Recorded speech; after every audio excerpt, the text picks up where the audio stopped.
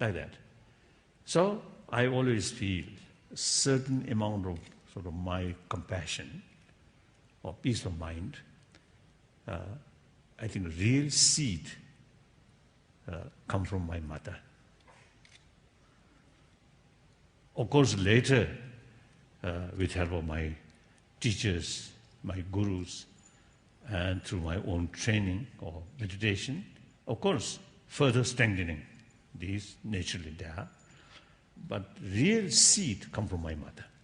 So everybody, everyone who come from one's own mother, we all have the seed of that compassion. So potential, everyone has that potential.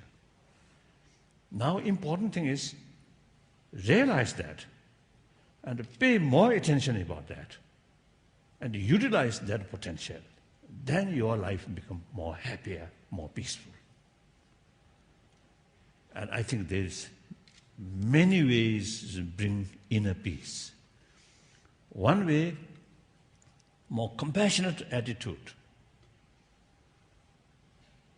You see, reduce the concept of enemy. Regardless others' attitude, from your own side, is to consider truly human brothers, sisters. They also deserve happy life, deserve to overcome suffering. And you develop sense of concern to everybody. So, according to that sort of attitude, no enemy. So result, no fear. In any way, much less fear. Of course, some mad dog come, or Dharamsala, the belt of earthquake. So some fear about earthquake, that's I think reasonable. That's good. But otherwise, you see, the mental projected fear. Often, because our own extreme self-centered attitude, lack of affection, lack of compassion, then with your own mental projection, you find more hostile people, hostile surround.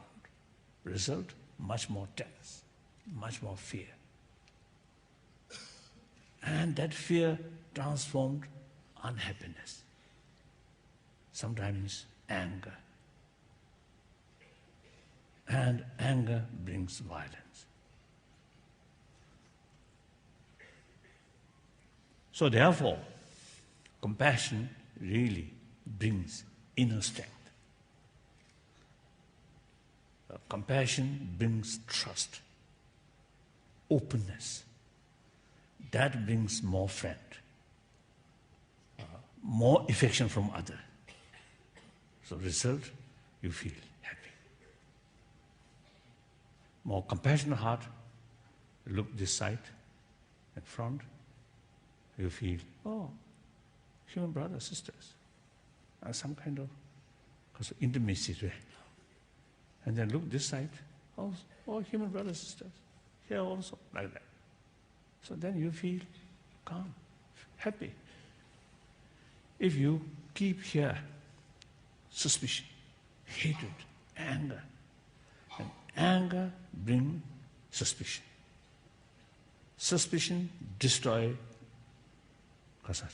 trust or openness. Then you always feel some kind of distance from other people. With that kind of attitude, looking forward, suspicion. Looking this side, suspicion. This side, suspicion. Result, lonely and desperate.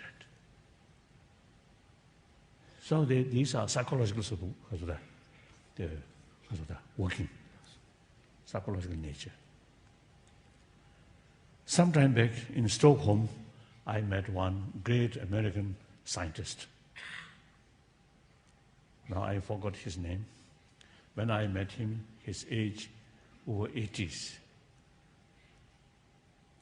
While we talk, he mentioned to me, when people get angry and the object which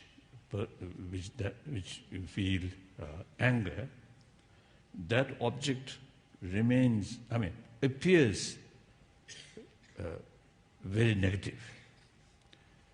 So here actually in reality 90% of negativeness of that object is your own mental projection.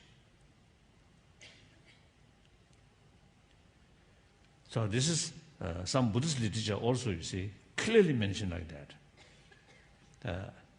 So I think obviously, you see, if we examine our own experience, when you develop anger, then that person or that object looks very negative. But then anger, a little cool down, then that object not that bad.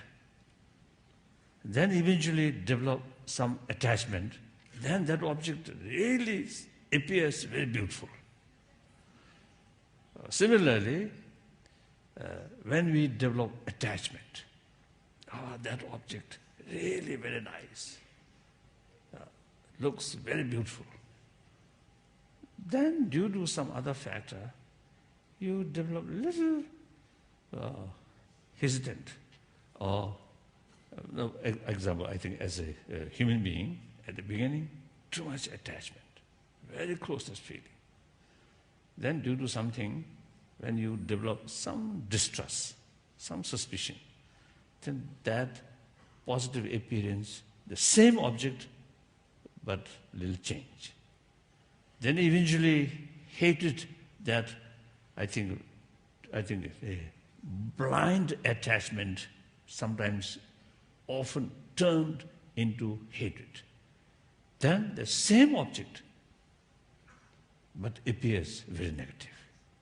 So that's the obviously much sort of mental projection. Yeah.